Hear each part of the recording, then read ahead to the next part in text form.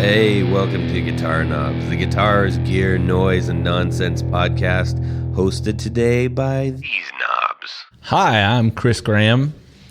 Hello, I'm Aaron Cook. And I'm Todd Novak. Chris, our good buddy, came in to fill us in a little bit this week. What do you mean by fill us in? Well, we got two knobs out. Two of our standard knobs out, so we got our special teams knob that we calling in. Turn up for special teams knob. Yeah. So yeah, Chris, stoked to have you back. Glad to be here. We had previously on Damages. That was pretty good. That was. We got it. We had your dual podcast earlier on, and that was really great. So we were anxious to have you back. What is going on in the man? I'm so bummed the other two knobs aren't here. Well, we just got to soldier. Yeah, we'll get through it. Yeah, it'll be fun. Yeah, we'll have some clarity. We might have more fun. We're gonna have double the fun. Yeah, triple the fun. That's getting weird.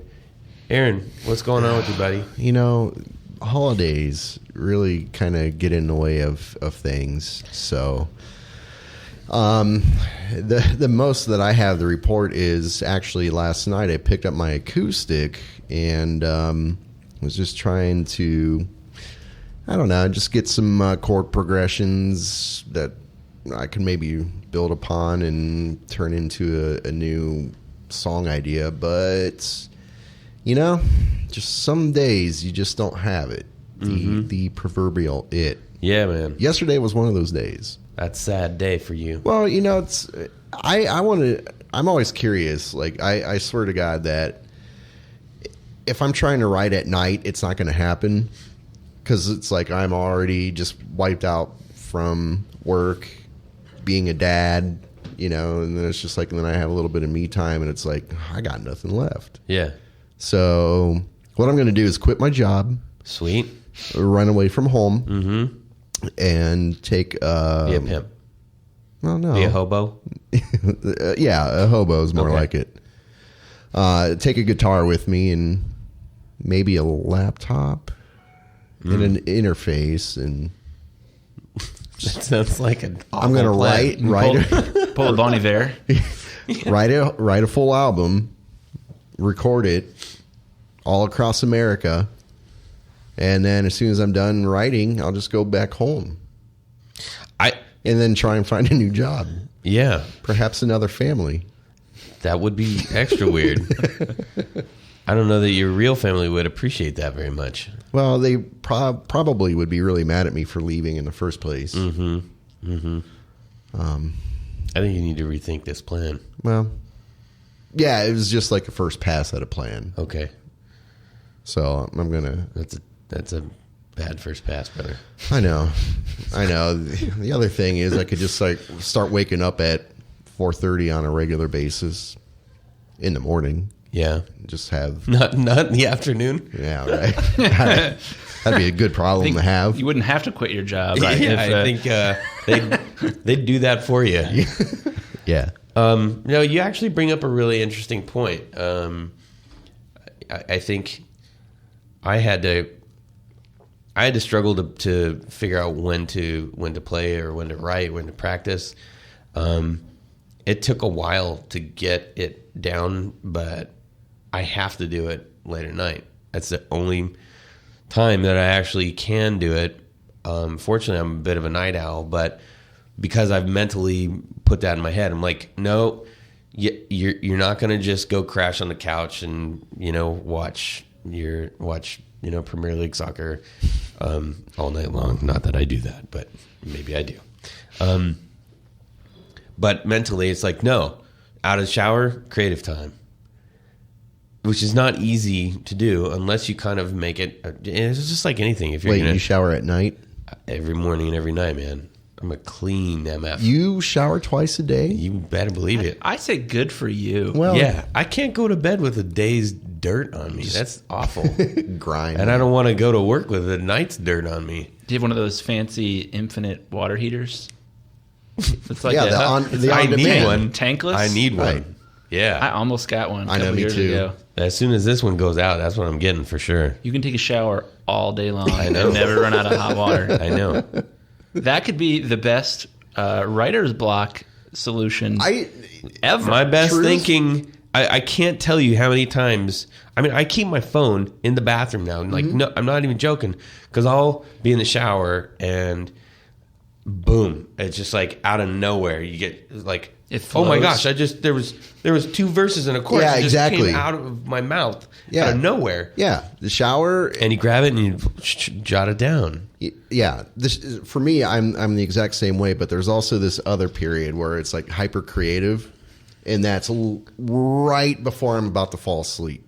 Yeah. Does that happen to anyone else? Just That's me? because you think you're being hyper creative. That's your mind going into REM and you not going along with it. Many No. times that happened to me. I've been like, this is the best damn song I've ever heard of and Yeah. / thought of, but I never remember it Yeah. ever. Yeah. So yeah, man, I keep the phone close by now, and Let's go into business making waterproof guitars for the shower. That's awesome. Yeah, I'm sure you could. They have a little rope to like hang it on the shower head and stuff. Yeah. Guitar on a rope. I think that's another bad first idea. What would that sound like if you like turned around and the jet hit the guitar? Oh, If That would be electric, shocking. That would be for sure. It might be. It could be. But I can understand where you're saying like this, the pitter patter of water on the back of an acoustic actually might sound really cool. It might sound awful. I'm not sure. yeah. Wouldn't last Sounds like a very long. viral YouTube video at the least. Yeah. So anyways, Depends on who's in it, though, I guess. I won't be making that video. Yeah, that is true. Yes. Yeah. You'd pull a never nude on there with, with like Tobias. So, but the second part of that, getting back to your issue of not being on, that is incredibly Demoralizing. Oh my gosh, man, that just takes the wind right out of you from like, yeah, I'm gonna plug in, I'm gonna get some play, and then whatever happens that causes you not to like move forward, what I always end up doing is falling back and going like, well, I'm gonna play something that I'm used to or that it's familiar, and then it's just it feels defeated, Right. But Yeah, because it still sounds cool and everything. You've done it before, and you're like, why can't I do it right now? Yeah. I've done this before. There's a pill for that.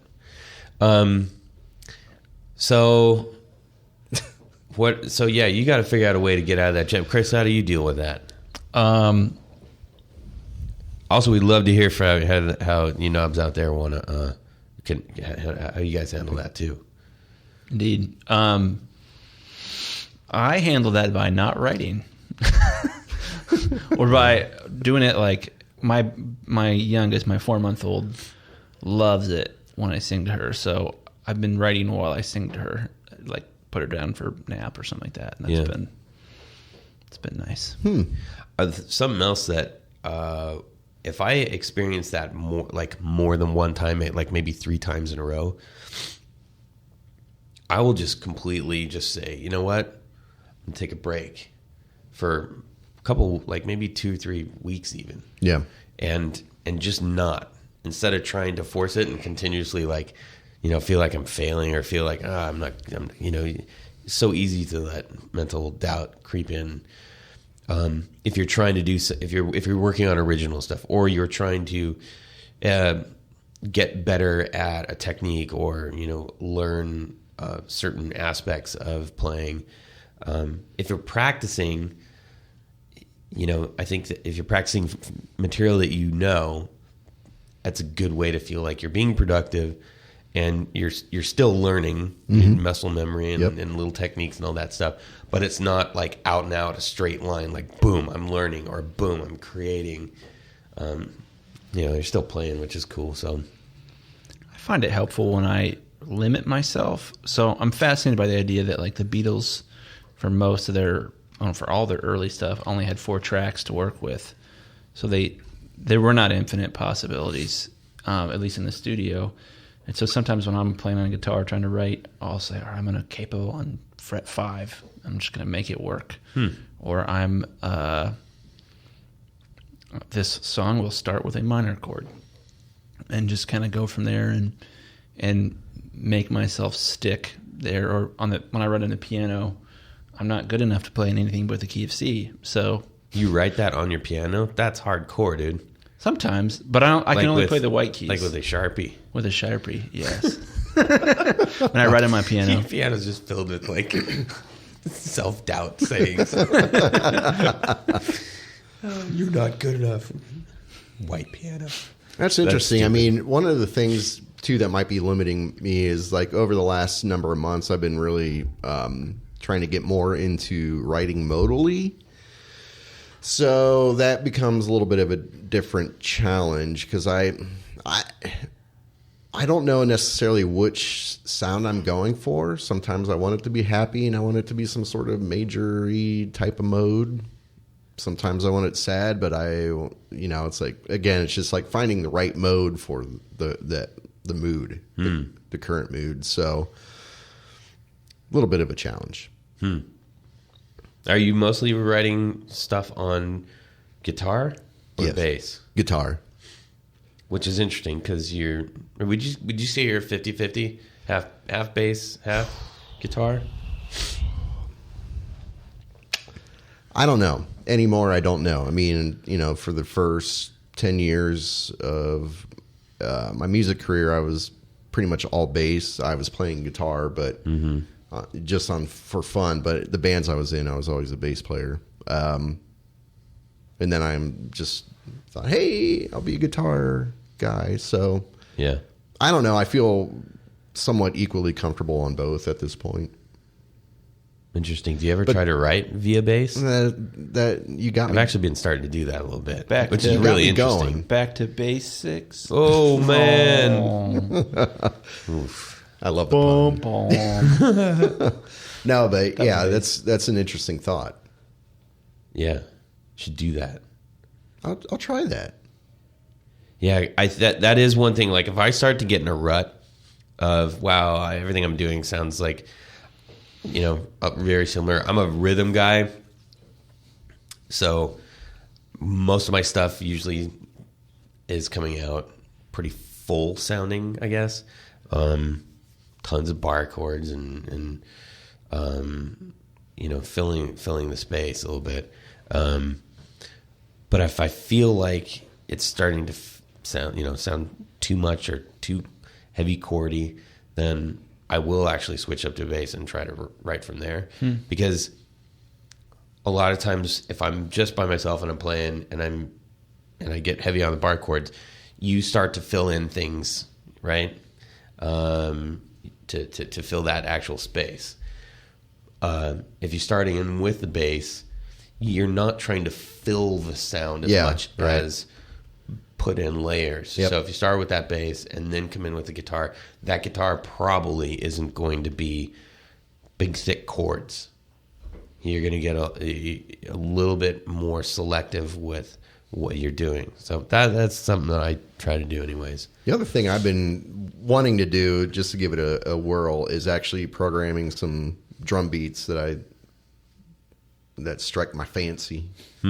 And then just kind of going from there. I mean, because, there's things that can happen from there. There's certain... No, that's a great idea, man. Syncopated beats every now and again. It's just like there's some kind of rhythm change that can happen that jars something loose up in the cranial region. Yeah.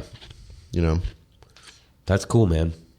So, I don't know. It sucks to be me right now. That's a stretch. Chris, what's going on with you, buddy?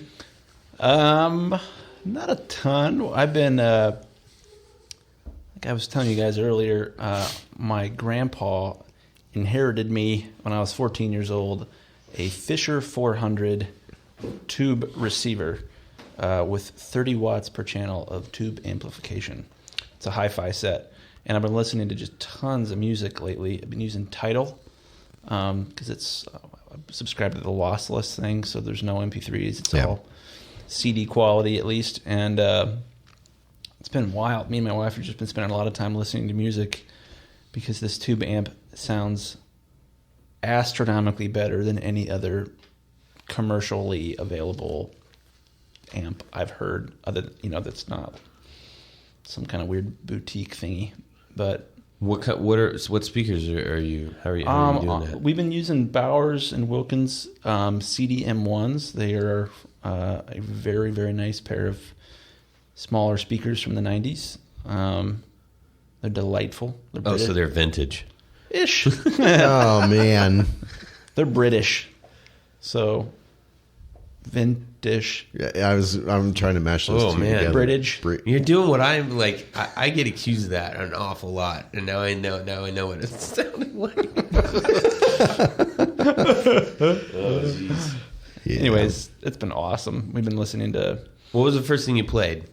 You're like, oh man, I got this incredible hi-fi system. Like, what's the first thing? Well, for me, it's always Dave Brubeck's Take 5. Oh, I love that song. Man. Love that song. I got a great story. Do it. I have got a great date. Like, it's not often. I'm going to try not to laugh because my chest is There's still no guitars in that song either. That's kind of No, Yeah, there isn't. So, pleurisy. like, tiny tangent away from that. But I was with a friend in Minnesota, in Minneapolis, at the Dakota Club, and which is like super premier jazz club. Yeah, it sounds swanky. It was great, man. And this guy, amazing dude. His thing is he's got the center table front stage. Like, he bought it. Okay? No joke. That's his table. And he knew that he's like, hey man, you got to come down and live. So I was like, cool. We went to see a show.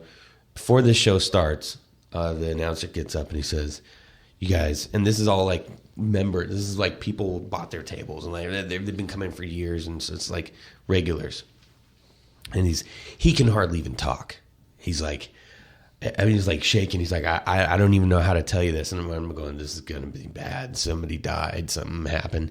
And he says, on this stage next week, surprise performance by Dave Brubeck. And like, gasp. And it could be right because like he's like the last master, right? Yeah. Well, was yeah. Right. And I think he was 92 or 93 at the time. Yeah. And so Rob looks at me. He says, like, he just gives me the nod. I'm like, we nod back. Of course, I'm going to be here.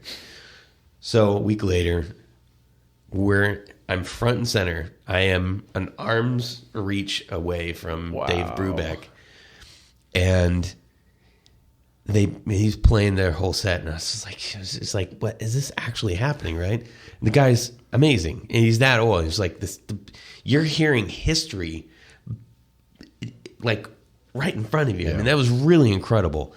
And at one point, they finish up a song, and he just starts going, right? He starts just jamming, and like the other guys are looking at him, and they know, oh, he's jamming. We're gonna have to jam with him. So this was totally like he just started making up a song, and he's going, and he keeps looking up the guys, like, you feel where I'm going, and then Dave Brubeck in '92 basically like goads him into playing, like, come on, and like crowd starts getting into it, and then pretty soon the drums kick in. Oh man, it was fantastic. Wow. Right? Dang. So I'm like, Dave Brubeck just made up a song right in front of my face. That's awesome. Now, you might consider this part awesome or stupid. I'm not really sure. I'm pretty sure that everybody in the club thought it was stupid, but my eyeballs are swimming. All right, it's towards the end of the show. I can't take. I have to go to the bathroom. I'm in the front of this. I start to get up, and Rob grabs my arm, and he's like, "You can't go now. Like, you know what's coming." I'm like, "I know what's coming. I can't. This is going to be a problem real quick." So I get up, and everybody's looking at me like, what kind of an idiot are you? You know what's going to... It's like if you know that Jimmy Page is grabbing the double neck guitar, you sit your butt down because you know what's coming. I get up, excuse me, pardon me, go back. The minute I turn the corner, take 5 kicks in. And I'm just like, God, no. Oh, I'm man. in, but here's the thing. I'm in the bathroom, all right? And you know when you're in the bathroom and they're piping in the music? Yeah. It was take 5. And I'm like, I'm in the bathroom listening to take 5 being piped through a speaker system. On the other side of the wall is Dave Brubeck playing take 5. This is pretty special, actually. I, was out of there in time to catch the rest of the set. Was it urethral? Whoa, man. That was. I thought you were going to give me like a number 2 or something like that. Anyways, it was really awesome. I came back and made it in time for the. I'm only a special guest. Don't worry about it. About 2/3 of the song, but man, that was incredible. That was. You don't get too many opportunities to have that happen. I mean, he was sitting right where. That's insane. Yeah, and then he passed away a couple weeks after that. Ugh. Wow. Yeah. Anyhow, I think it was a couple weeks. Might have been a couple months, but not soon thereafter. Huh. Anyways, wow, that was a tangent. Sorry, that wasn't guitar, but it was music, and music is important in whatever form it is. We should have done homework. If you've never listened to Dave Brubeck's Take 5, you should. Yeah. Yeah, for sure. Okay, let's get back to guitars and junk. Okay, so me. Hey, Todd. yeah? What's been going on in your world? Oh, let me tell you, man. All right, please do. Okay, so I've got a Sheraton 2, which I love. It is blingy and obnoxious and big bodied, and I love it. What color? It's a burst. So it's a tobacco, but I guess it's tobacco burst. Okay. I think they just call it a burst. But Let's just go with burst. It's just burst. It's got all the bells and whistles. It's got the binding on up the neck, around the headstock, gold hardware. Got the tulip inlay on the Art Deco tuners. Oh man, it's amazing.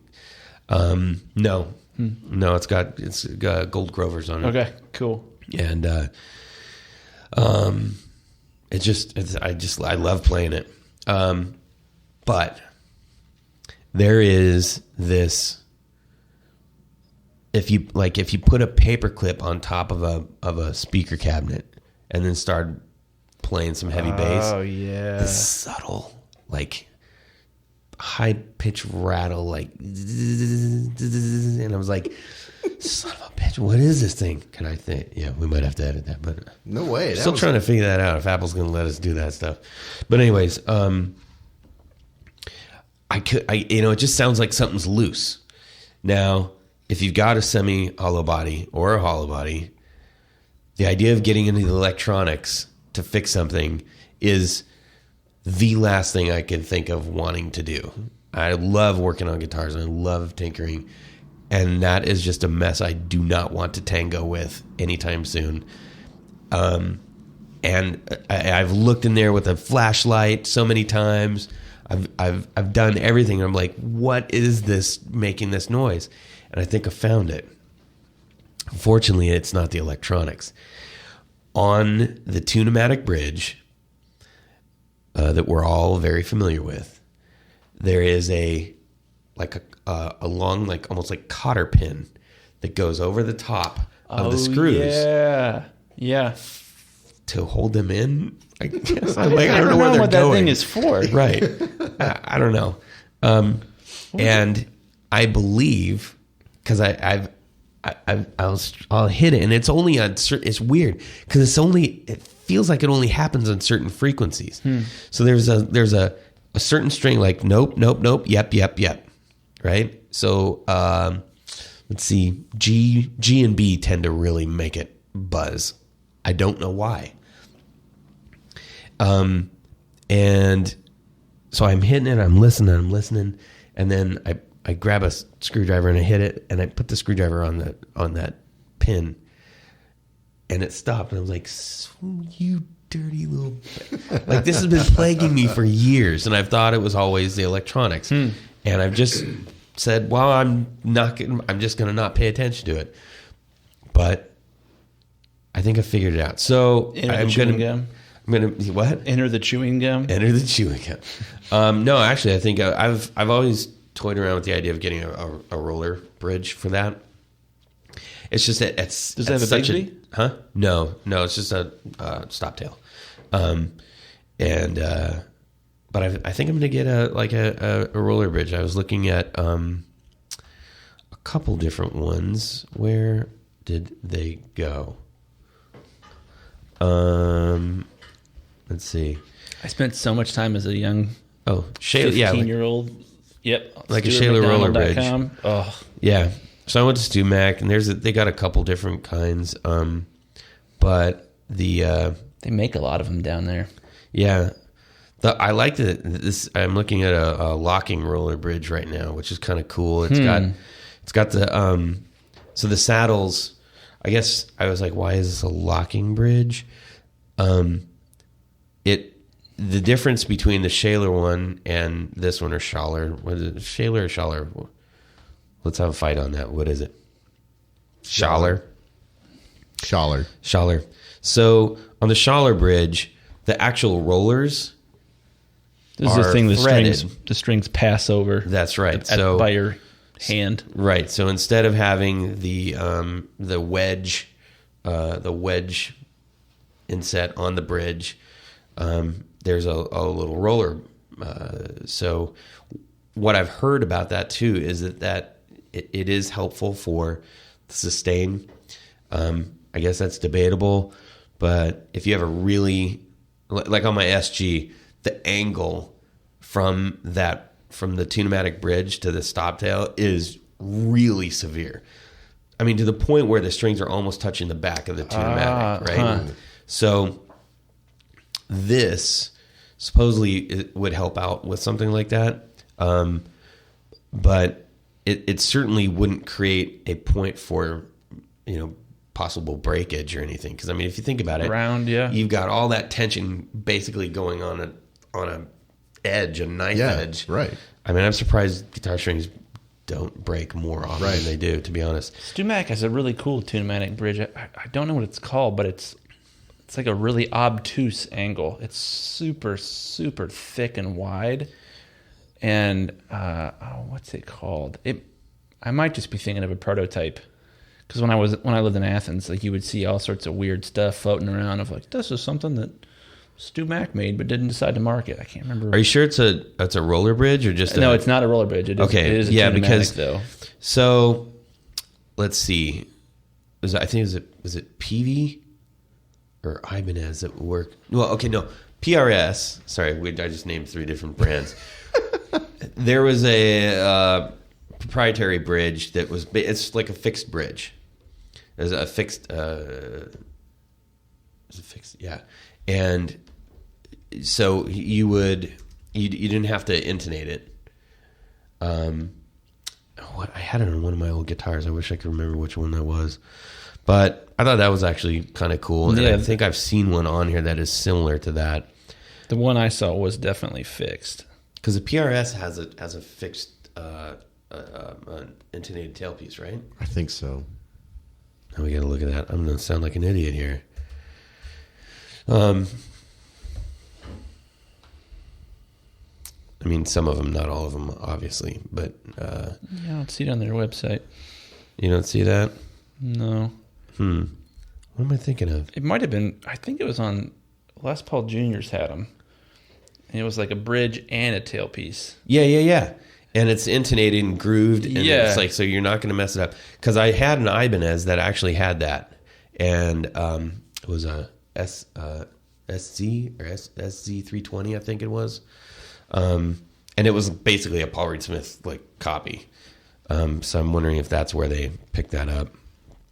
Anyways, I know Ibanez has had quite a few proprietary little nuggets that they put on guitars and try them out. But one of the first guitars I ever wanted to buy when I was 12 years old was an Ibanez that was made of acrylic. Oh yeah, and it had a handle built into it. Yeah, I was like, oh, how that handle looks so useful.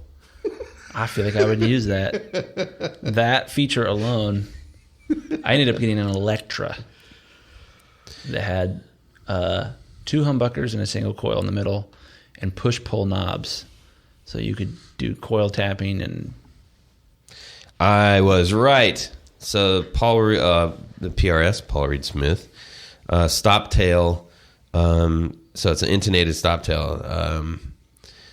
And let's see, it'll fit the McCarty, the Custom 22, Custom 24, Swamp Ash Special, Single Cut, and other USA-made PRS guitars. Guys, I forgot to tell you, I bought cookies Macaroons? What? You brought macaroons? I brought This macaroons. Pinky's up, brother. for us to That's eat. awesome. Yeah, Well, let's just put them right there right now. Why? Okay. We can eat them, I suppose. So anyways, yeah, so that was like, now I'm on the search for this thing because I was playing yesterday and I couldn't pay attention to the sweet sounds of my Vox because was just making life sucky. Oh, so dramatic. All right. The only issue with getting like a replacement part, anybody that's got an Epiphone knows the replacement parts for Epiphones are one of the most frustrating things to get that fit properly. You think, well, it's a Gibson-ish thing, right? Nope. The Gibson stuff is rarely ever fits right. I mean, even to the screws. I've tried to get replacement screws. Recently, rebuilt an Epiphone Custom Les Paul, and the guy that I got it off of just completely ruined this thing. Like, he took off all the cool hardware and put white pickup mounts on a Black Beauty, basically, and a white pickguard. In disgust. Yeah, off and mic I'm like, what are you doing?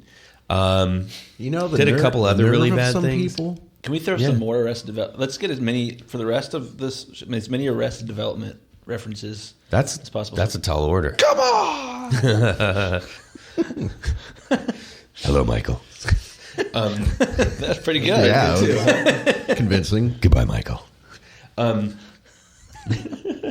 Anyways, so just even the search for these for the mount, the actual pickup mounts, but then the adjustment screws to raise or lower the actual pickup. That's tough. They explode when you take those apart. Oh my gosh, it's awful. And the guy, I don't know what he was using. He was using like a shovel to get these screws out previously. So I basically had to replace or fix all the hardware on the guitar. I mean, everything. Every single screw was stripped.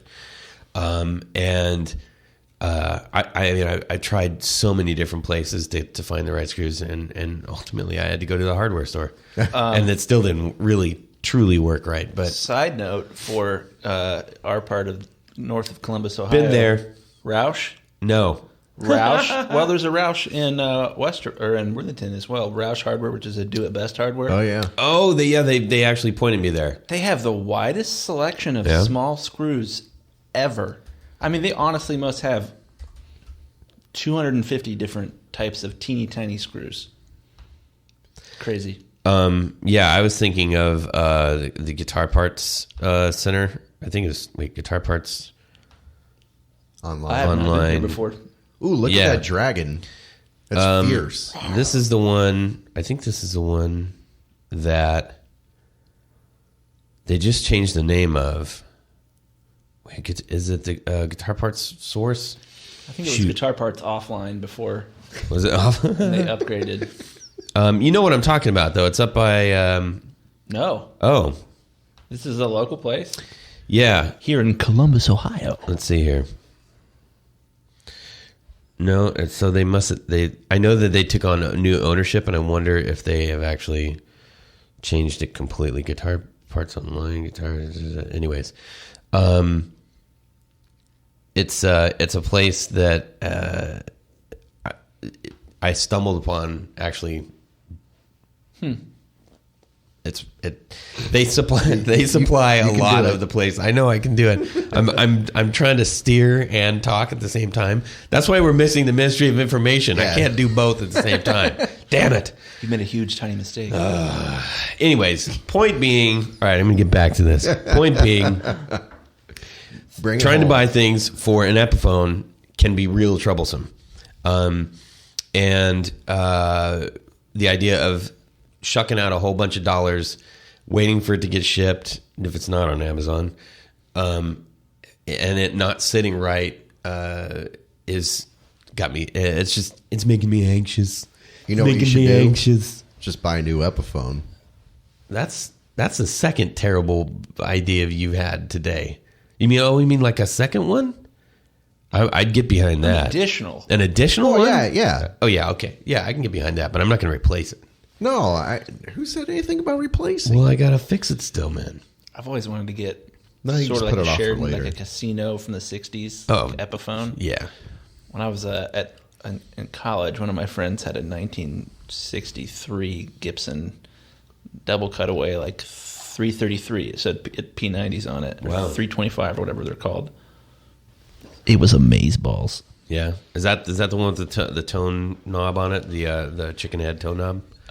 Yeah, I think well, no, that one didn't have one, but it was a similar model. And then he had this amazing Super Twin reverb with 4 10-inch speakers in it, this Fender Super Twin. Dang. But it had not had any work done to it since the 60s. Yeah, there it is, the Epiphone. It was the Epiphone Casino. Yeah. But it was the Gibson Casino from the early 60s. Okay, right. So basically the same thing. But his amp wasn't grounded, and I was in his studio one time by myself late at night, strumming along and playing and singing into this microphone, which was grounded, but the amp was not grounded, and I electrocuted my mouth. Oh, that is the worst. I've done that hard. so many times. It's the highest note I've ever hit in my life. Wow. That sounds And my favorite guitar I've ever awful. played. Yeah, it is awful. You said it was a 65? Something like that, but it was a Gibson. Yeah, P90s? Yep. That's it right there. The Epiphone Elitis 65 Casino 2014. Yeah. It was red, cherry. Sure.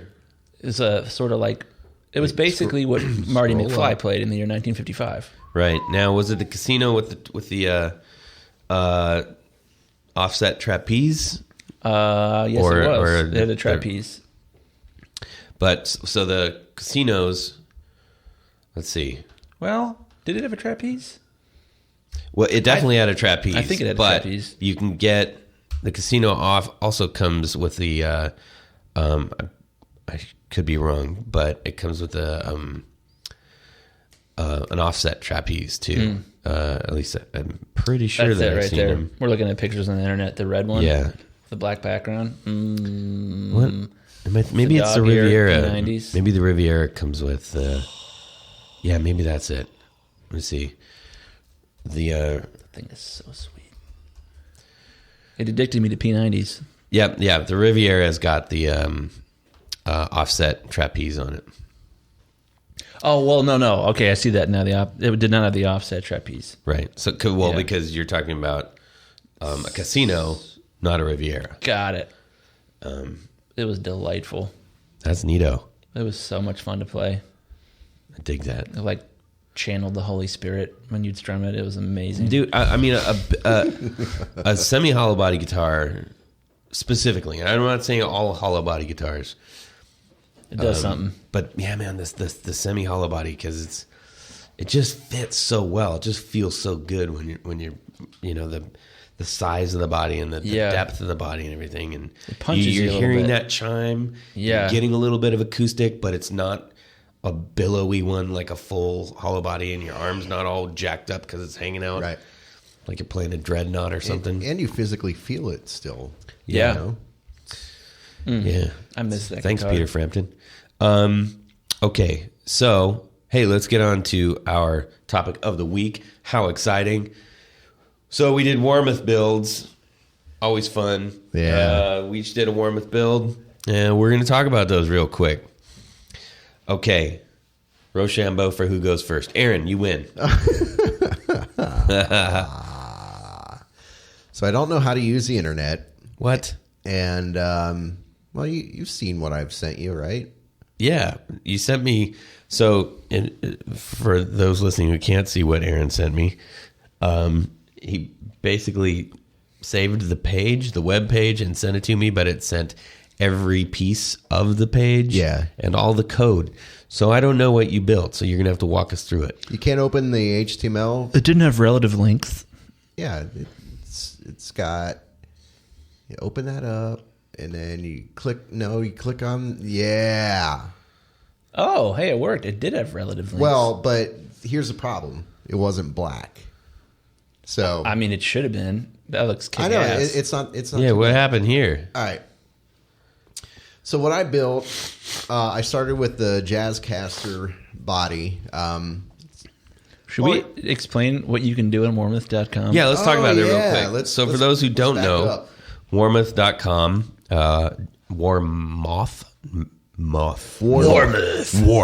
Warmoth.com. Famous for their necks, but they also will set you up with a fully custom built guitar, essentially. So It's way better than freeoscar.com. You can go on and do a full build and choose whatever kind of body you want, customize it. So that's down to, I mean, you can choose cavity body, non-cavity body, right, left-handed. The basswood, A myriad of different woods, laminates. A cacophony. A cacophony. Of different words. a gallimaufry. A gallimaufry. Whoa. Yeah. Whoa. A cavalcade of wood species. Many. And all the hardware and all the electronics and everything, and your finish. It's pretty fun. Yeah, because it gives you a graphic representation of the choices that you make. So it's like and you're not married to it. You don't have to buy it. You can just go like, wow, I had that for today. What a cool place to work. Maybe I would think. Yeah. We should call up a Warmoth person. Warmoth. One of my good friends when I was in college worked at Stu Mac, and he would get stuff all the time and give it to me. That's cool. It was awesome. Dang. I still have a neck and a body. Really? Line telly in my basement that I haven't finished. Man, you got to get on that. From 10 years Get ago. some tongue oil. I need to sand off the crappy finish I tried to do and do some tongue oil. Hey, I got some tips on spray painting. I was going to say rainbow. Todd flames. Todd will get some flames put on that for you. Okay, so anyways, walk us through what you did here. Son. All right, so I started with the Jazzcaster body. So just like the shape of those, for whatever reason, That's different. Yeah, it's different without being like, ooh, look how wild I am. Yeah, because you don't want to be that. No, I have a flying V, and that's what that's for. Yeah. Yeah. So let's see. Some of we have a nice black Carina core with a zebra wood laminate. So the zebra wood has it's sort of that nice veiny texture, and Just keep going. Just keep going. it's like talking to third graders.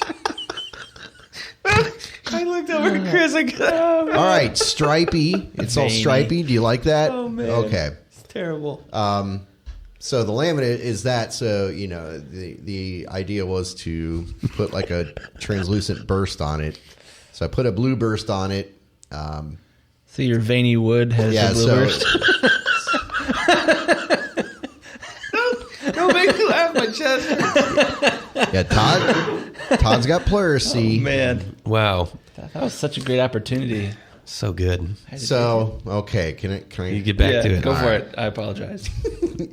So I have opted for 2 pickups on it. So at the neck, we got a nice little telly. Is that an active pickup? Yes. The hot rails? So you chose. Cool. Wow. Okay. Yeah. Looks like an active pickup. Well, yeah. There's We're gonna post these on the Facebook group so Yeah, y'all so can see too. a little visual reference, but That is one funky guitar, dude. yeah, right with the white White pearloid. pearloid Right. pick guard. Okay. So we got the switch plate. Looks like a Telecaster switch plate. and then a 3 position. Yep, Floyd Rose tremolo. Which looks so. Because why not? with an extra wide. It's an offset Fender, like vintage classic yeah. with EMG active pickups and a Yep. Floyd Rose. It looks like if Darth And a Vader walked by Telecaster. and saw that he would stop and say, "Shit, dude, you know that's sweet." Yeah, Darth Vader would love this Well, I guitar. mean, Yeah. it's things that you never see put together. You can, Right. That's the beauty of Warmoth. It's Indeed. like, yeah. I true. can do this thing to it. So, I yeah. think you're gonna really laugh when you see the one that I get in. I I'm can't wait excited. then. Not for a different reason, but go ahead, keep going. So what'd you do for the? So you got black hardware on there, nickel hardware, Chrome. chrome hardware. All right, I'm a man of I chrome. was running out of metals. So you got platinum. I would go Vandium. What about what'd you do with the neck? I didn't get as far with the neck because here's the thing. Just so you guys know. So make a neck right now. All right. So like, what are you gonna do? You're gonna do I feel like it should be a rosewood neck of some sort. but, okay. What about your headstock?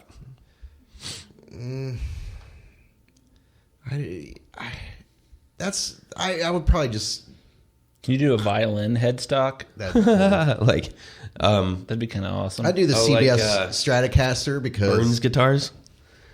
Those are weird. I haven't seen this. Burns guitars are rad, but sometimes the headstock's on. Oof. But are they waterproof? it's a CBS Stratocaster All right. because I just like the over exaggeration of the that Fender headstock. Yeah. I used to have a guitar with one of those, and it was it's called a Starburst body. It's a K. Oh, it's yeah. sort of an Explorer, sort of a Flying V. Yeah. And Interesting. I sold it to the gentleman that owns Tiger Tree. Really? It was teal, sparkly teal. That's crazy. Ooh. I've seen a couple of those come up. It was online, wild. actually. Yeah, the Starburst. Anyways, okay. Yeah. So rosewood Well, fretboard. I feel like it should be rosewood, but just because it's different, I would put. My brain. Flame maple. Yeah, let's go with it. All right, flame maple. Yeah. And what kind of inlays? I want flowers. Don't say crossbones. Don't say crossbones. Flowers? Flowers. What? Do they have flowers? I would Oh, make brother. it happen. Okay. So you got to, okay. No, I got mean you. honestly, I would just keep it simple dots. Okay, simple dots. Yeah. What if you did Stormtrooper Pearloid inlays? Somebody's got to have done Stormtrooper helmets. That would be actually kind That of would be. neato. But Real small, cool. so it's not like, oh, look. Yeah. Yeah. You'd be like, wait a minute. Are Yeah. those Stormtroopers? Yeah. Yeah. Well, yes, they are. On one of my guitars, which I'll talk about at some other point, I suppose, when I got it, it had, they sell the stickers that essentially are your inlays. So you can like customize your inlays. I mean, it's really just a sticker, but they've done it in a nice way to where it fits with the frets and everything. And I didn't even notice it until I got home and started playing it. And I looked down because I typically am not way up at like the 20th fret or something. And I was like, oh, well, you look at that. And it was a tiny little pearloid skull. And I just left it on. I was like, that's kind of cool, whatever. Yeah. I certainly wouldn't do that to an entire neck, but I thought, it's unique to the guitar. It's been buddies for a while. So what did you do, Chris? I did. Chris Graham. Chris Graham.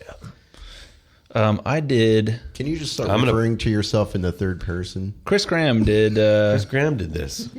I did a pretty sweet, kind of acoustic-y looking one. It has P90s. It is a Telecaster. It is a thin line with a semi-hollow body. And I just think rosewood is the most beautiful thing in the entire world. It is. Me lovey the quarter sawn rosewood. So it's book matched down the center like the back of a really nice acoustic guitar. So I did that in the top, and mahogany in the back because I figured mahogany and rosewood kind of buddies / nemesises in the acoustic guitar world. It's usually one or the other. And then definitely bird's eye maple neck, but a baritone neck. Whoa. Yeah. Man, that's a funky monkey you built there, brother. Baritones are sweet. They are, So especially in tele form. Mm-hmm. interesting. With P90, dual P90s. My main electric guitar at home is a Les Paul double cutaway TV yellow. It's like the Les Paul special reissue type Yeah. thing. And I like that. It's awesome. It's got P90s, and I did a couple mods to it that I would do to this one too.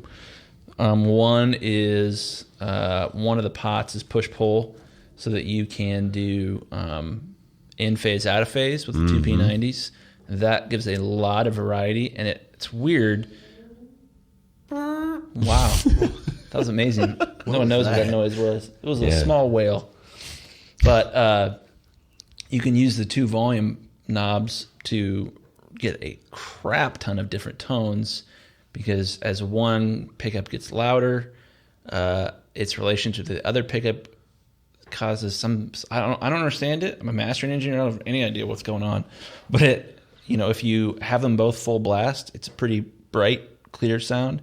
If you have one of them turned down just the right amount, it gets really bassy. Wow. And sweet sounding. And then I have there's a really cool guitar parts / tube amp modification website called Torres Engineering, and they have a mid-range cut mod that you can do to one of your tone knobs. So mine has the 4 volume knobs, 2 volume knobs, 2 tone knobs, and on my 2 P90s, and I do the same on this, there's one is a normal master tone, and the other is a master mid cut. So the mid cut's so useful because I play a Princeton Reverb 64, and Good year. it's a good year, pre-CBS, and but it doesn't have a mid volume control or mid EQ on it, so that really limits the variety of tones you can do. So with this, I can just grab it and pull it back, and I can be real glassy and jazzy or super grungy and dirty, and Wild, man. I likes it. One of the things I want to start doing in the future is bringing in we'll do a show and we gotta have enough guitars. Like we can show and tell for a long time. So maybe that'll be the first entry into our show and tell. Oh, fun. Excuse me.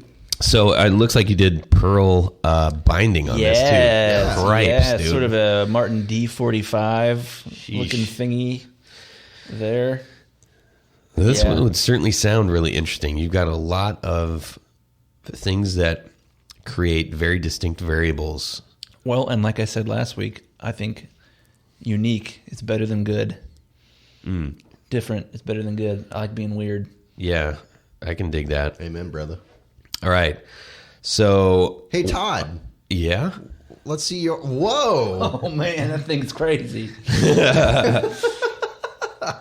So, I mentioned that, we were talking about last week, our favorite finishes. Yeah. And That looks like it was made from the bone of a leviathan. it might have been. I don't know which bone, but I like it. I'm a fan of the tuxedo style, the custom. And so I did a Jazzmaster body. I used a maple back and a quilted maple veneer with a black dye on it. Yeah, It looks really wicked. that's sexy time. Now, to keep it classy, so this is a split Jazzmaster, Right. So it kind of has that Firebird thing going on a little bit. So there's the center portion where the pickups are. That center portion is cut out, so it's a 2-piece pickup guard. The pickup guard that I chose was natural white perloid, so it's not the Arctic white. It has a little like that vintage age to it, which goes well with gold hardware. Oh. So not everything's gold, just a couple little things are gold, right? So the toggle switch is gold with a white knob. The strap locks are gold. The input jack is gold. It has the standard Jazzmaster bridge and tremolo system. I went with a P9, just a regular Jazzmaster P90 on the back for the bridge, and for the neck went for a Duncan mini humbucker. I love mini humbuckers. I dig them. And then looks hilarious on that guitar. I mean it's kind of because they put the big Seymour Duncan there. Like in reality, I think that would actually look really, really cool. But that's just me. And then for the knobs, I like the idea of mixing up the sizes of knobs. I have that on one of my other guitars. So I went for a large jazz bass knob for the volume, and then 2 smaller jazz bass knobs for the tone controls. So I have a single volume and 2 tones. And then the neck, trying to pull that up. I did a Telly neck. So Telly headstock. Interesting. Okay. I love Telly headstocks. You do. So I went with a Telly headstock style, but with an ebony board. And let me see if I can pull this up real quick. Ebony board, and I did the inlays are, I think I went for perloid trapezoid inlays, which looks super class A, maybe. Yeah. There it is up there. So imagine a Gibson custom style neck, but with a Telly headstock on there.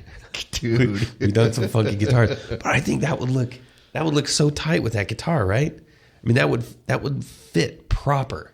Mm-hmm.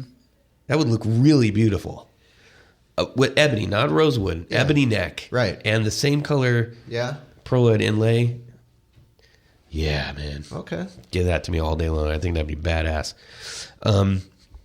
So that was super fun. So we'll do a whole bunch more of those. And that's a cool thing because you can make all kinds and you don't have to pay for them. Because if I did, that would be a pretty expensive guitar. Yeah, I think mine was rounding out around $1,300. Yeah, I think the body alone on mine was about $1,300. Yeah, crazy time. Yeah. We got a couple minutes left. We'll wrap up with our top 4. Mm-hmm. Our favoritist segments. And that is, I know it sounds kind of goofy because it's not a big like ta-da, but think about how much time we spend figuring out which one is right and how many we've gone through, right? Probably don't do it nearly as much, you do it a whole lot more than you do with strings usually, obviously, but their strings are more expensive. But so top picks or plectrums. Mm-hmm. What is your plectrum pick if you're in the UK? Pick of choice and why? Chris Graham. Are we doing 4? Nope, just one. Just one. Oh man. Like what have you? Well, if I have to do just one, it is the 0.5 millimeter red Dunlop Tortex. Ooh. All day long for the rest of my life. Interesting. I love that. Why? Pick. Because it snaps back at just the right speed. So I like to play kind of a flat picking style as I'm strumming. And the pick needs to be thin enough to be able to move quickly as I'm strumming, but thick enough that it snaps back with the right speed. Right. And I find that the Dunlop Tortex is the perfect combination of snappiness and thinness. Interesting. I love it. I can get behind that, man. Yeah. Yes, sir. I too am in the Tortex family.